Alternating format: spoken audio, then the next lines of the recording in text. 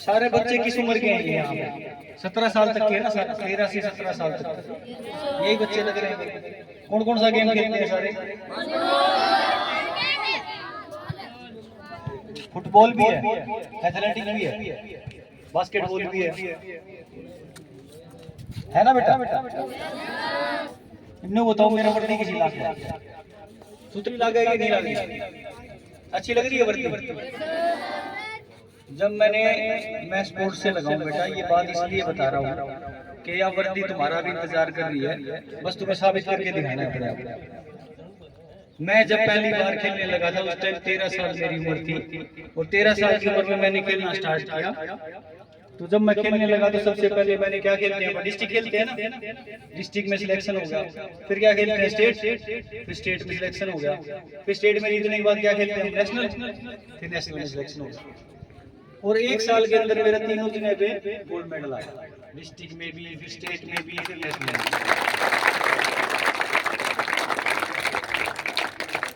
जब gold medal आया तो उसके बाद कहाँ भेजते हैं अपने को, इंडिया कैंप में भेजते हैं ना। इंडिया कैंप में क्या करती है गवर्नमेंट, रहना खाना पीना कपड़े मेडिकल मसाजर डॉक्टर फॉरेन के टूर सब फ्री होते हैं। मैं 14 साल की उम्र में इंडिया टीम के अंदर चला गया बेटा, और 14 साल की उम्र में पहला टूर मेरा जो लगा वो जर्मनी का लगा। सबसे पहले मैं फ्रैंकफर्ट एयरपोर्ट पे उतरा 14 साल की उम्र में, जब मैं तुम्हारे साथ। तो जब एकदम से गांव का बच्चा और यहाँ से जाके जर्मन के अंदर हम खेल रहे थे, 2 महीने के लिए वहां गए थे, तो वहां पे जाके मेरा सिल्वर मेडल आया। तो वहाँ सिल्वर जीतने के बाद जब मैं वापिस आया तो मुझे लगा कि इसके अंदर मेरा कैरियर है। ये नहीं पता था कि नौकरियां लग पाऊंगा या नहीं लग पाऊंगा, नौकरी का पता ही नहीं था। बस ये था कि मजा आने लग गया था यार, बढ़िया जहाज में बैठ के और बढ़िया सब कुछ फ्री मिल रहा है, जूस मिल रहा है, कपड़े मिल रहे हैं, सॉक्स तक फ्री मिलती है बेटा। गवर्नमेंट जो है आपको सॉक्स से लेके हर चीज तक फ्री देगी, सारे कपड़े फ्री देगी। उसके बाद फिर मैं इंडिया टीम में खेलने लग गया। इंडिया टीम के बाद फिर मैं चैंपियन होता रहा। 2017 में सबसे पहले क्या मांगता है आदमी, नौकरी मांगता है ना। सब खेल रहे हैं, चल रहे हैं, हमारी जिंदगी बन जाए, नौकरी मिल जाए हमें। मेरे पास ऑफर आया पंजाब पुलिस का, भाई पंजाब पुलिस में लगोगे? तो मैंने सोचा क्यों नहीं लग जाए, क्योंकि 2002 की बात है, उस टाइम पे नौकरियां वैसे कम थी।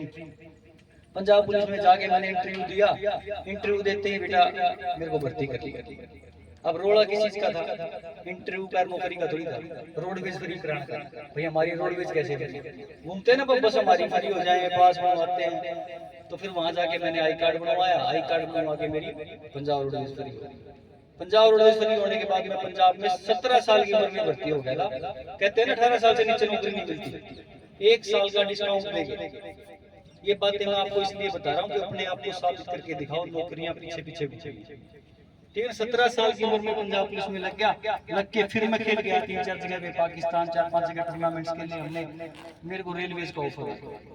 खिलाड़ियों की सबसे अच्छी नौकरी क्या मानते हैं, रेलवेज मानते हैं ना, रेलवेज मिल जाए हमें। मैंने रेलवेज में नौकरी करी बेटा डायरेक्ट। मैंने एज ए टीटी लग गया था, मैं 4 साल मैंने रेलवेज में नौकरी करी। 4 साल में टीटी लग गया। उसके बाद हरियाणा के अंदर ऑफर आ गया, भाई सब इंस्पेक्टर लगोगे। तो हमने ये कहा भाई हम फिजिकल नहीं देंगे, अगर डायरेक्ट ज्वाइनिंग कराओगे सब इंस्पेक्टर लग जाएंगे। मैंने गेम नहीं छोड़ा, इस बात को समझो। हम मैं क्या बता रहा हूँ, जो बच्चे या बच्चियां हैं जो अभी बड़ी होती जाएंगी, उनके पेरेंट्स उनका गेम छुड़वा देते हैं। जैसी बड़ी होगी 16-17 साल की होंगी, उनका गेम छुड़वा देते हैं। नौकरी 17 साल के बाद मिलेगी। 15-16 साल तक जब यहाँ पे आप आ रही हो तो नौकरियां नहीं है, फिर आप कहते हो कि स्पोर्ट्स से जिंदगी नहीं बनी हमारी। जैसे ही हम वहाँ पर रेलवेज में लगे, रेलवेज में लगने के बाद सब इंस्पेक्टर का इंटरव्यू आया, सब इंस्पेक्टर की जॉब मिल गई डायरेक्ट, कोई फिजिकल कोई कुछ नहीं दिया। सब इंस्पेक्टर के बाद मैं 3 ही महीने के बाद दोबारा एशिया में जीत के आ गया।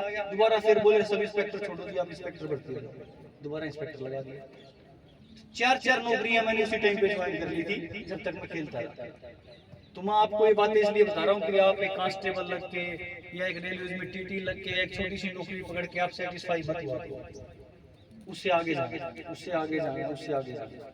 जिंदगी आपके बाएं खोल के इंतजार कर रही है।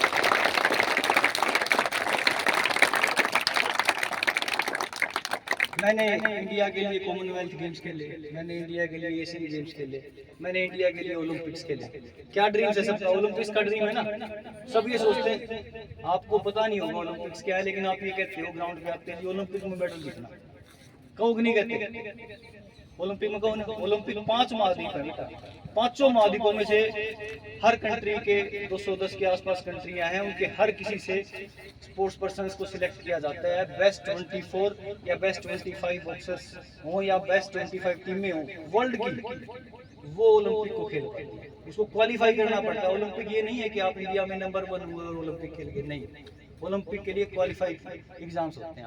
आप क्वालिफाई करोगे, वर्ल्ड में बेस्ट 8 तक, बेस्ट 24 तक आओगे तो ही आप ओलंपिक खेल पाओगे, अदरवाइज जो ओलंपिक खेलेगा उसको सिर्फ खेलने के 15 लाख रुपए सरकार देगी, और जो जीत क्या होगा उसको 6 करोड़ रुपए दे रही है, जो ओलंपिक में गोल्ड मेडल लेके आएगा। और जो दूसरे नंबर पे होगा उसने 4 या फिर 3, तो रुपया की तो कमी कोई, हमें जीतने की जरूरत है। एशियन गेम्स में जो जीत के आएगा उसको 3 करोड़ रुपए मिलेंगे, 3, 2 और 1.5, 3 करोड़ गोल्ड मेडल के, 2 करोड़ सिल्वर मेडल के और 1.5 करोड़ ब्रॉन्ज मेडल। और कॉमनवेल्थ गेम्स में तो खेल के आएगा। कॉमनवेल्थ गेम्स में 72 कंट्रियां पार्टिसिपेट करती है बेटा, जिसके ऊपर इंग्लैंड ने राज किया था वो कंट्री जाती है। तो 72 कंट्रीज के अंदर अगर आप फर्स्ट, सेकंड या थर्ड आ रहे हैं तो भाई 2 करोड़ रुपया का इनाम है। 2, 1.5 और 1 करोड़। ये जो सी बेटी बाट देखा है ना, इनके पेरेंट्स इंतजार करते हैं कि हमारी बेटियां कब नौकरी लगेंगी, कब इन्हें ब्याह होंगे, कब हमारे पीछे इकट्ठे होंगे। एक भी छोरी जीत आओगी तो सारा घर परिवार में सबका माहौल बदल देंगे। मेरा कहने का मतलब है कि जब आप धीरे धीरे बड़े हो रहे हैं तो आपका डिस्ट्रैक्शन दूसरी चीजों में जाता है, दूसरी चीजों की तरफ जाते हो, प्रोटेक्टिव होते हो। कोई रील्स देखता है, कोई फोन देख रहा है, कोई पढ़ाई से दूसरे उसमें जा रहा है। एक ही एक्सरसाइज को 10 साल तक करोगे ना, 10 साल कोई भी ट्रेनिंग कर रहे हो तब आपका रिजल्ट है। 10 साल से पहले ये मत सोचो कि आप कहीं स्टैंड कर रहे हो, लेकिन जिस दिन आप जीत के आओगे उस दिन आपको कोई कमी नहीं होगी। जब हम जीत के आए थे तो सबसे पहले जो कैश प्राइज दिया था वो चौटाला सरकार ने दिया था बेटा। 2004 के अंदर एफिलिएशन गेम्स हुए थे, उस टाइम पे सबसे पहले कैश प्राइज 7 लाख, 5 लाख और 4 लाख मिला। उसके बाद हुडा सरकार आई, हुडा सरकार ने उस कैश प्राइज को 20 लाख में कर दिया कॉमनवेल्थ। हुडा सरकार ने गाड़ियां गिफ्ट की। उसके बाद बीजेपी सरकार आई, बीजेपी सरकार ने लाखों को करोड़ों में कर दिया। भाई जी करे गाड़ी ले। तो सरकार के पास इनाम बढ़ाने का रिश्ता है, घटाने का नहीं है। सरकार इनाम घटाएगी नहीं, बढ़ेगा। मेरे पास अर्जुन अवार्ड है, 2014 में मेरे को अर्जुन अवार्ड मिला, तो उसके अंदर पेंशन मिल रही है। जितनी हम कौशल रोजगार के अंदर नौकरियों के लिए ट्राई कर रहे हैं उतनी पेंशन आती है हमारी। हर मेडल में, एशियन गेम्स में आप जीत के आ रहे हो उसकी पेंशन आती है, कॉमनवेल्थ गेम्स में आप जीत के आ रहे हो उसकी पेंशन आती है। पैसे की कमी नहीं है। तारा बाबू के कुर्ते ही गोश्त बांट देंगे, इतने रुपये, इतनी जीरो है करोड़ों के अंदर की आपको समझ नहीं आएगी। लेकिन आप इधर उधर मत भटका दो। दूसरी चीज, गांव के अंदर हम क्या देख रहे हैं कि स्कूटियां आ गई इलेक्ट्रॉनिक। उस इलेक्ट्रॉनिक स्कूटियों पे 3-3 बच्चे बैठ के चल रहे हैं। कोई भी स्पोर्ट्स कर रहा है ना, उसको कोई भी इंजरी होगी, नीज में होगी, कहीं भी होगी, तो उसका कैरियर बर्बाद है। कोई भी बच्चा कोई रिस्क नहीं लेगा कि मैं स्कूटी पे 3 बैठ रहे या 2 बैठ रहे हैं। हो सकता है हेलमेट पहन के चलो, क्योंकि आप तो ठीक है, आगे वाला ठीक नहीं है।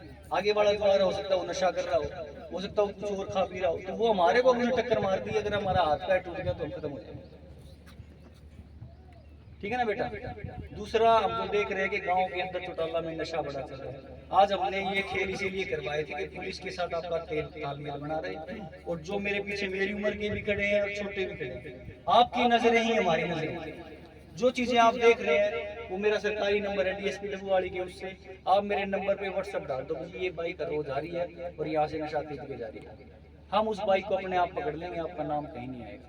मैं किसी का नंबर नहीं दे रहा आपसे, मेरे नीचे मुलाजिम का मैं मेरा नंबर दे रहा हूँ। मेरे नंबर पे आप डाल दो ये बाइक 3 दिन से लगातार इसी गाँव में आ रही है।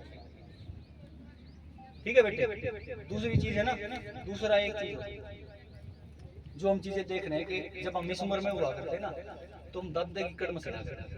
आप में से मसलता है वो? हाथ जाओ किसी मसला। देखो शर्म करो। जो दादा बाबू हमें पाल रहा है, पोस रहा है, ये लड़कियां ही बेटा दादी की कड़ मसला बनाती है, तो आप में से कोई भी नहीं करता। हमारा दादा गोदिया में बैठा कर नवाया करता ऊपर डोलू के साथ। और जब आप दादे की पैर दबाते हो शाम को या दादी के साथ बैठते हो, जो आपने दिन में सारा किया वो बातें शेयर किया ताकि उनको पता लग जाए कि हमारा बच्चा ठीक चल रहा है या गलत चल रहा है। वो अपनी कंपनी देखना स्टार्ट कर देंगे कि मेरा बेटा किसके पास बैठ रहा है, किसके पास उठ रहा है, किसके पास क्या। और जो भी जिंदगी में रुकावटें आएंगी ना, वो सारी रुकावटें अपने आप साफ होती चली जाएंगी। अगर आपने बड़ों का आशीर्वाद ले लिया ना तो अपने आप, अगर आप दादी के पैर दबा रहे हो ना तो हर रोज आशीर्वाद देगी अंदर के अंदर, मेरी बेटी ने बढ़िया बटेऊ मिला है, मेरा बेटा ने बढ़िया बहू मिला है, वो आशीर्वाद देगी। और ये किस चीज के साथ है? ये जब आप सक्सेस हो जाते हैं, सक्सेस किसके आशीर्वाद से आएगी? बड़ों के आशीर्वाद। दादा की कड़ मसलोगे, चलो अब दादा ने हमारा धोती पहननी बंद कर दी है, लेकिन हमने हमारे दादा की धोती भी धोई है। कुर्ते पजामे जब दादा टांग देता है बाथरूम के अंदर तो उनको उतार के बाद में सबसे निकाला करो, लड़के खासकर, ये आपका फर्ज बनता है। और हमारे जो दादा और बुजुर्ग बड़े भाई खड़े हैं, उनका ये फर्ज बनता है कि जब हमारा बच्चा वॉशरूम से नहा के निकलता है, उसको विश्वास दिखाओ कि आप उस बच्चे को बहुत ज्यादा विश्वास करो, लेकिन अंधा विश्वास मत करो अपने बच्चे के ऊपर। उस बच्चे की पॉकेट चेक करा करो पीछे से, बेटा है तो उसकी पॉकेट चेक करो, कोई ना कोई तंबाकू बीड़ी कोई भी फर्स्ट स्टेज पे कुछ करने लगा तो उसे पता लग जाएगा बच्चा गलत चल रहा है। बेटी है तो उसका बैग चेक करो, उसके बैग में अगर 2 कॉपियां थी, तीसरी चीज नहीं कैसे आ गई, तीसरा गिफ्ट कैसे आ गया, तीसरा फोन कैसे आ गया, कोई भी नई चीज दिख रही है, वो हमारे बड़ों का फर्ज है। ठीक है ना बेटा? हम जिंदगी में, मैं 5000 फाइटें लड़ा हूँ, मैं बॉक्सिंग का प्लेयर था तो मैं 5000 फाइटें लड़ा हूँ, तो 5000 में से ये नहीं कि हम 5000 जीत गए, 5000 में से हम 1500-1700 फाइटें जीते हैं। लेकिन ये नहीं है कि हम एक टूर्नामेंट आ रहे हैं और हम दास होकर बैठ गए। आप क्या करते हैं, एक टूर्नामेंट हारते हो घर बैठ जाते हो, गेम छोड़ देती हैं बेटियां या बेटे लोग। नहीं बेटे, जीत हमेशा घमंड लेके आएगी और हार हमेशा सिखाएगी। जीत में आपको एटीट्यूड आ जाएगा कि मैं बेस्ट हूँ यार, मैं बहुत तगड़ा हूँ। और जब हार के आओगे ना तो आपको कमियां लगेंगी, यार मेरे पावर में कमी थी, स्ट्रेंथ में कमी थी, कोऑर्डिनेशन में कमी थी, क्या कमियां थी। और वो चीजें कौन सिखाएगा? जब आप यहाँ सीनियर्स आते हैं ना, आपके जब सीनियर्स को नमस्कार भाई साहब बोलोगे, रोड से जा रहा है किसी गेम का, नमस्ते भाई साहब, नमस्ते भाई साहब। अगर वो सीनियर है और भाई साहब है तो अगर आप कोई भी गलत एक्सरसाइज कर रहे हो, अगर आपने उसको नमस्ते किया तो उसी टाइम बता के जाएगा भाई गलत कर रहे हैं, ठीक कर।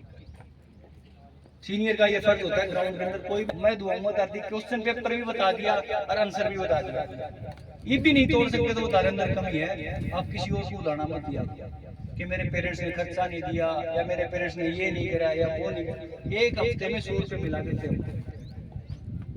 और उन 100 रुपये क्या करा करते, गोलगप्पे खाया करते, क्यों चटपटा मिला नहीं करता हॉस्टल में। और अब सरकार ने इतने हॉस्टल कर रखे हैं, स्पोर्ट्स अथॉरिटी ऑफ इंडिया के स्पॉन्सर्स आ गए हैं, अब JSW स्पॉन्सर्स आ गया है, मित्तल स्पॉन्सर आ गया है, मित्तल ग्रुप, इतने ग्रुप्स आपके पीछे स्पॉन्सर्स आ रहे हैं कि यहाँ क्लबों में आके बच्चे ढूंढ रहे हैं। मेरे 3 बॉक्सिंग अकेडमी चलती है, हर साल में 15 से 20 बच्चे मेरे नौकरी लगते हैं, कोई एक पैसा दे के नहीं लगते, अपने आप को प्रूफ करके लगते हैं कि हम हैं भाई और हमें लगाओ। कोई फौज में लगता है, कोई रेलवे में लगता है, कोई किसी चीज में लगता है। सरकार तुम्हारे द्वार पे आकर तुम्हारा स्वागत करे।